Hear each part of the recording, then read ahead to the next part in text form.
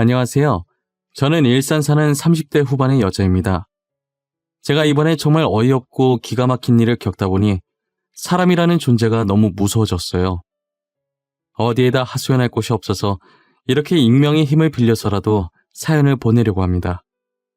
가족을 이룬다는 게, 그리고 이혼을 한다는 게 저만 어려운 것이고 남들은 쉬운 것인가 봐요. 남편은 제게 너무나도 쉽게 이혼을 요구하더라고요. 저는 지극히 평범한 집안에 태어나고 자랐어요. 그렇게 부유한 편은 아니지만 부족함 없이 하고 싶은 것 하고 살았죠. 아버지와 어머니는 젊었을 때부터 대기업에 다니시면서 돈을 열심히 모아놓으셨어요.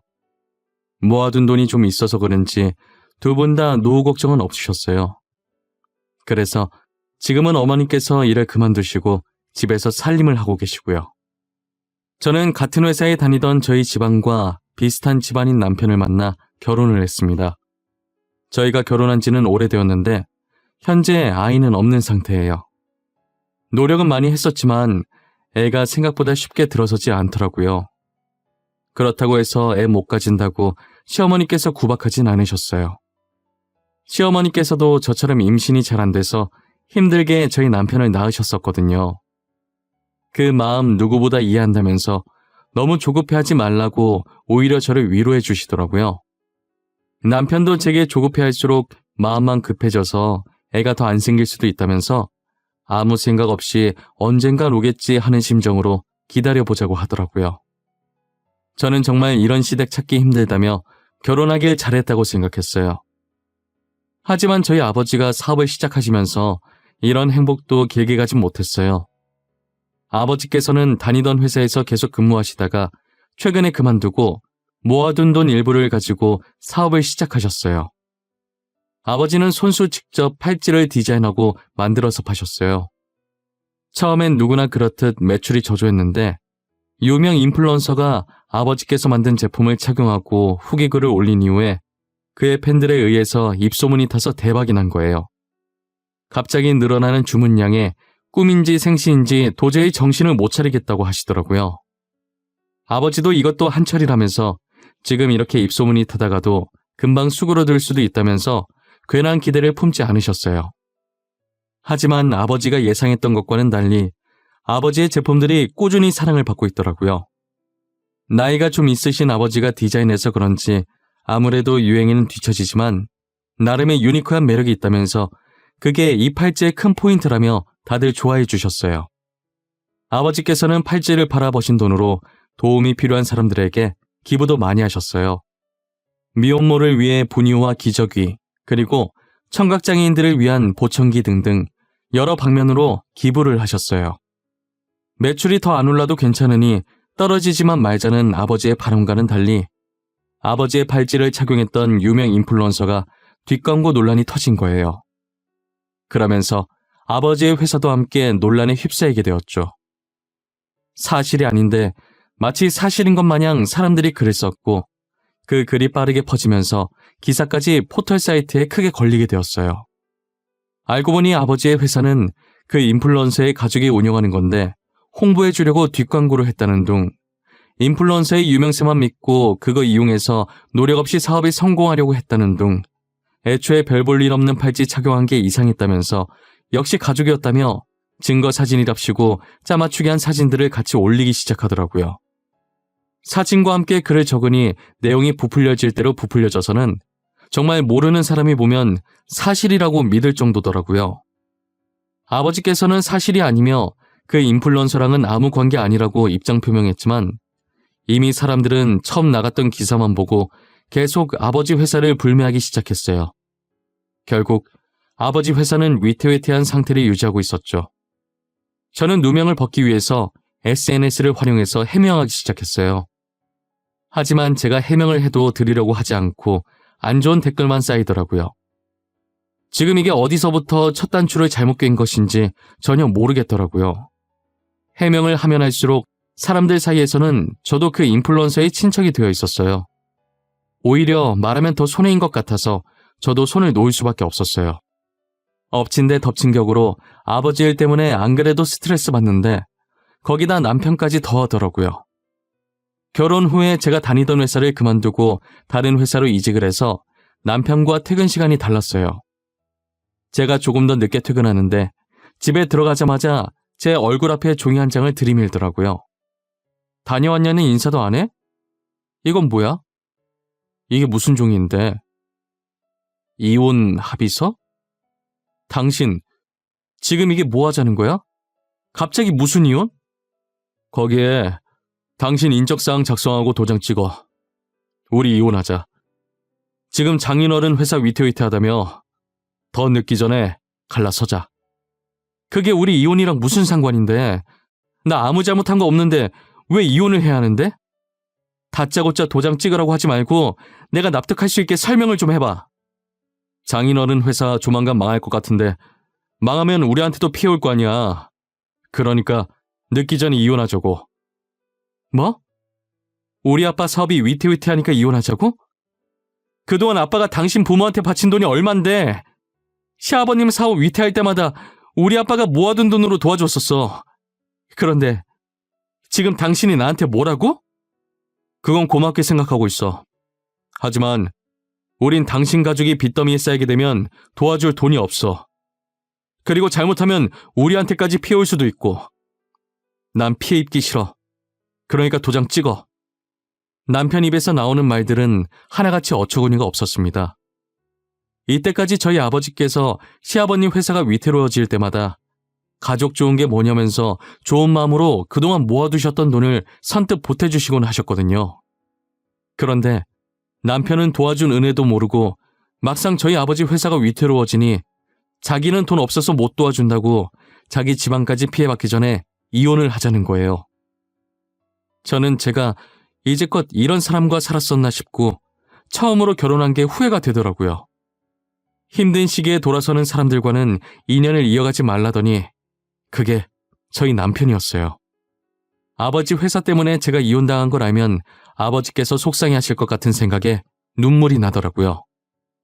그래서 저는 아버지 회사 곧 다시 일어설 거라고 남편을 설득해서 이혼만은 막아보려고 했는데 남편은 들은 척도 안 하고 날마다 이혼 합의서를 제 얼굴 앞에 들이밀었어요. 계속해서 이혼을 강요했지만 제가 이혼을 해주지 않자 점점 폭력적으로 변해가면서 이혼을 서두르는 남편을 보고 있으니 저는 이상한 느낌이 들기 시작하더라고요. 꼭 저와 이혼을 해야 하는 이유가 있는 것처럼 이혼을 서두르려고 하니까 정말 뒷구린내가 심하게 나는 거예요. 저는 제 촉을 믿는 편이라 남편 뒤를 몰래 따라가 보기로 했어요. 그런데 남편이 웬 모르는 여자랑 같이 있는 거예요. 팔짱까지 끼고 서로를 보며 웃고 있는데 누가 봐도 정말 다정해 보이는 커플 같았어요.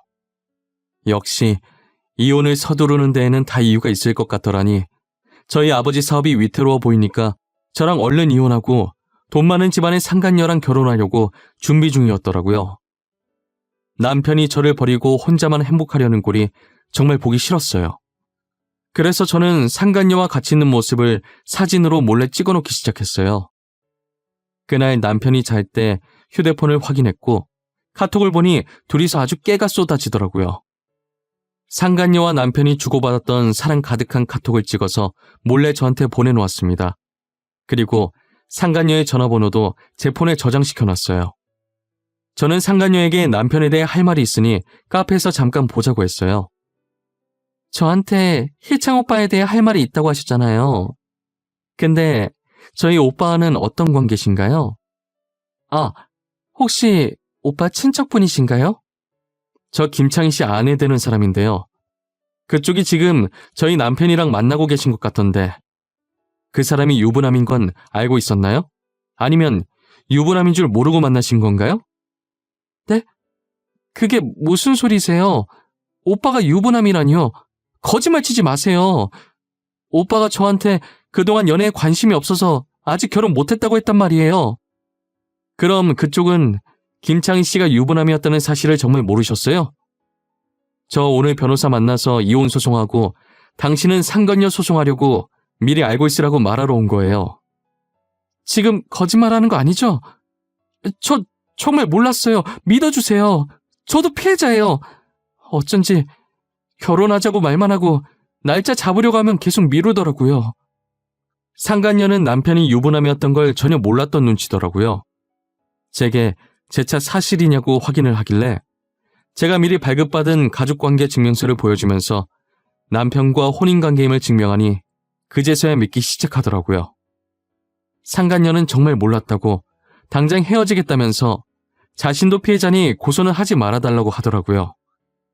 저는 여자에게 상간녀 소송은 걸지 않았고 남편한테 이혼 소송만 걸고 집으로 돌아왔어요.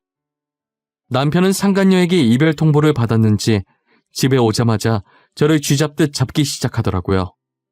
당신이 한 짓이야? 당신 도대체 그 사람한테 뭐라고 짓거린 거야? 지금 제정신이야? 내 인생 망치려고 작정했어? 쳐 놔두고 바람핀 사람이 어디서 큰 소리야? 그래, 내가 했다. 왜? 나는 뭐 가만히 당하고만 있을 줄 알았니? 내가 그렇게 만만해 보였어? 당신이 다시 그 사람한테 가서 말해. 나지 한 말 다 거짓말이었다고 당장 말하라고. 끝까지 뻔뻔한 거 봐. 내가 누구 좋으라고 그렇게 해야 되는데? 나 당신 잘 사는 꼴 절대 못 봐. 오늘 당신한테 이혼 소송 걸었으니까 나한테 줄 위자료나 챙겨놔. 남편이 아무리 소리를 질러도 제가 눈 하나 깜짝 안 하자 말로는 안 될 것 같았는지 결국 손을 올려서 그대로 제 뺨을 때리더라고요. 제가 헤어지게 만들었으니 분명 싸움이 격해질 거라는 걸 저는 미리 예상했었거든요. 그래서 혹시나 하는 마음에 안방 행거에 걸린 옷 사이에 카메라를 넣어놓고 있었어요. 저는 이걸로 폭력죄까지 추가시킬 거라고 남편한테 소리 질렀어요. 저는 남편에게 이혼 소송으로 위자료를 받아냈지만 폭행죄는 뺨 때린 게 다고 초범이기도 해서 징역까지 안 가고 벌금형으로 끝났더라고요. 그 뒤로도 남편은 정신을 못 차리고 돈 많은 여자 한번 물어보겠다고 여러 여자들을 만나고 있다고 하더라고요. 다행히 저희 아버지는 뒷광고 논란으로 잠적했던 유명 인플루언서가 아버지와 친척도 아니고 일면식도 없다고 해명을 해주면서 어느 정도 논란이 잠재워졌어요. 그리고 이러려고 아버지께서 이제껏 선행을 해왔던 것은 아니었지만 이때까지 아버지의 도움을 받으셨던 분들이 글을 써주셨더라고요. 아버지께서 그동안 남모르게 선행을 해왔다는 여러 증인들과 증거 사진으로 인해 오히려 전보다 더 좋은 이미지로 거듭날 수 있었어요. 아버지께서 위태로운 회사를 쉽게 포기하지 않고 끝까지 버텨주셔서 다시 일어날 수 있었어요. 저였다면 더 많은 빚을 지기 전에 진작에 포기했을 텐데 저는 아버지가 정말 대단해 보였어요. 기부를 많이 했던 덕분에 회사 이미지가 좋아져서 그런지 유명해지기 시작했을 때보다 훨씬 높은 매출률을 보였어요. 아버지는 지금도 여전히 어려운 분들이 계신 곳에 기부를 열심히 하고 계세요. 따뜻한 사회를 만드는 것이 아버지의 오랜 꿈이셨다고 이제라도 이룰 수 있게 돼서 뿌듯하다고 하셨어요. 아버지가 다시 일어났다는 소식이 남편 귀에도 들어갔는지 정말 속보이게 제 주변을 계속 기웃거리기 시작하더라고요. 저는 그런 남편에게 눈길조차 주지 않았습니다. 아버지 사업 다시 잘 되신다며? 소식 들었어. 정말 다행이다. 망하면 어쩌나 걱정했는데 예전보다 훨씬 유명해지셨더라. 당신이 걱정을 했다고? 입에 침이나 바르고 거짓말을 해. 이제라도 나 찾아오면 당신한테 콩고물이라도 떨어질 거라고 생각하는 거야? 에이, 그런 거 아니야. 난 그냥 여러 여자 만나봤는데 당신만한 사람이 없더라고. 그래서 당신이랑 다시 잘해보려고 그러지. 누가 당신 받아준다고 했어? 진짜 웃긴다. 도대체 어디서 나오는 자신감이야? 당신만 잘해볼 마음 있으면 뭐해. 내가 당신 받아줄 마음이 없는데. 그래도 우리 한때 사랑했잖아. 같이 살 맞대며 살아온 정이 있는데 너무 차갑게 그러지 마. 당신 원래 따뜻한 사람이었잖아. 나 따뜻한 사람이야. 당신만 빼고. 나를 이렇게 만든 사람이 누군데 그래? 집 가야 되니까 방해하지 말고 저리 꺼져. 다신 내 회사 앞에 기웃거리지 마. 신고할 거니까. 제가 경찰에 신고할 거라고 하니 무서웠는지 그 뒤로는 안 나타나더라고요. 도대체 누구 좋으려고 제가 재결합을 하나요? 저는 또다시 지옥 속으로 들어가기 싫었어요. 얼마 뒤 남편이 다니던 회사를 그만두고 사업한다는 소식을 들었어요. 저는 개업 축하한다는 문구를 새긴 근조 화환을 남편 회사로 보내줬어요. 그리고 화환과 함께 홍보 열심히 해주겠다고 포털 사이트 확인해보라는 편지도 하나 남겼죠. 저는 포털 사이트에 남편이 제게 했던 짓들을 영상과 함께 글을 써서 올렸어요. 그리고 많은 사람들이 볼 수 있게 배너 광고도 해줬답니다. 제가 열렬히 홍보해준 덕분에 남편 회사는 아주 유명해졌더라고요. 비록 불륜남, 폭행남, 갖가지 안 좋은 수식어의 별명들이 함께 붙게 되었지만요. 결국 남편은 사업을 제대로 시작해보지도 못하고 망하게 되었어요. 저한테 돈이라도 뜯어야겠는지 사실 적시 명예훼손을 걸었더라고요. 저럴 거라는 걸 어느 정도 예상은 했지만 진짜 끝까지 구질구질해 보였어요. 남편은 제게 합의금만 준다면 고소 취할 생각이 있다고 하더라고요. 당신 미쳤어? 사람을 이렇게 전 국민한테 망신 주니까 이제 속이 후련해? 이미 지난 일인데 꼭 그렇게까지 해야 했어? 응, 그렇게까지 해야겠더라고. 사실 아직 속이 완전히 후련하진 못해. 난 앞으로도 당신이 행복해지려고 하면 다 망쳐놓을 예정이야. 뭐? 앞으로도 계속 이러겠다고? 도대체 이렇게 해서 네가 얻는 건 뭔데? 너 그거 돈 낭비, 시간 낭비야. 알아? 내가 얻는 거? 통쾌함? 짜릿함? 그냥 내 기분이 좋아. 그리고 내 돈, 내 시간, 내가 낭비하겠다는데 당신이 그걸 왜 신경 써? 너 이거 사실 적시 명예훼손으로 고소감인 거 몰라? 나 너 명예훼손으로 고소했어. 이 정도 각오는 하고 그런지 버린 거겠지? 당연히 예상은 했어. 쪽팔린 줄도 모르고 진짜 고소할 줄은 몰랐네. 허위 사실도 아니고 사실 적시라니. 진짜 너무 모양 빠지지 않아? 이미 망한 거 내가 지금 자존심 지킬 입장이 아니라서 말이야. 당신이 나한테 합의금만 준다면 고소 취하할 생각 있어. 그래, 당신이 지금 자존심 세울 때가 아니지. 한 푼이라도 더 필요한 상황인데 말이야. 안 그래? 합의금 줄게. 얼마 주면 되는데. 원하는 액수 한번 불러봐. 4천. 4천만 주면 내가 뒤끝 없이 깔끔하게 당신 고소했던 거 취하해줄게. 어때? 4천 괜찮겠어? 남편은 제가 생각했던 것보다 액수를 적게 부르더라고요. 바로 입금해주겠다고 했고 저는 그 자리에서 합의금을 주고 남편은 고소를 취하했어요. 저는 제발 다시는 내 눈앞에 보이지 말라고 하고 먼저 자리를 떴습니다. 그리고 남편 회사가 망하고 얼마 지나지 않아 시아버님 회사도 망했더라고요. 남편이 회장의 아들이라는 게 소문이 나서 사람들이 불매를 했다고 하더라고요. 남편네가 점점 망해가는 걸 보는데 얼마나 속이 시원한지 몰라요. 이렇게 못된 마음 먹으면 다 저한테 돌아온다는 걸 알지만 그래도 남편네가 망한 건 저 때문이 아니라 다 남편의 업보라고 생각해요. 이제 와서 드는 생각이지만 저와 남편 사이에 애가 안 생겼던 건 이런 일이 생길 줄 알고 미리 조상님께서 막아주신 것만 같았어요. 저희한테 아이라도 있었으면 아이 핑계를 얼마나 댔을까요? 상상만 해도 치가 떨리고 온몸에 소름이 끼쳐요. 여러분들은 주변에 있는 누군가에게 혹시나 힘든 일이 생긴다면 못 본 척 외면하려고 하지 마시고 도움의 손을 한번 뻗어보세요. 그게 다 여러분들의 업으로 돌아갈 거예요. 오늘 날씨가 많이 춥다고 해요. 따뜻하게 입으시고 이 시국 조심하시길 바랄게요. 힘든 시기인 만큼 저희 다 같이 이겨내보도록 해요. 지금까지 제 사연 들어주셔서 감사합니다.